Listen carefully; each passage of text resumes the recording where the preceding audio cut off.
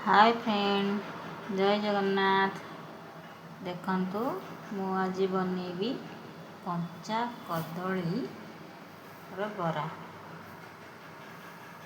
तापाई सब सामग्री नहीं। देखंतु कंचा कदली, आलू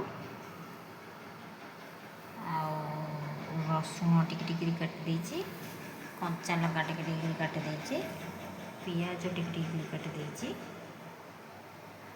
सबू पकईकरी तैयारी करी कंचा कदली बरा। कदली रे बहुत भरपूर आयरन रही, तेणुक कदली पिला माने तो कदली खाया पसंद करते, कंचा कदली खाया जमा पसंद करते।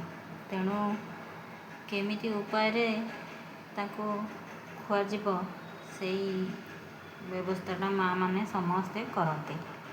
तेणुक एमती बरा करी पिला मानक खुआंतो। से आयरन भरपूर रही। कंचा कदली खाइले बहुत भल, देहपाई बहुत भल।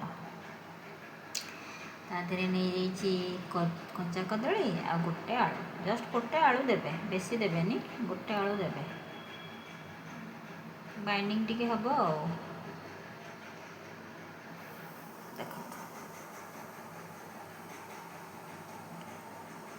नेक्स्ट वीडियो रे मैं आपको कंचा कदली बरा बनैकी देखेबी।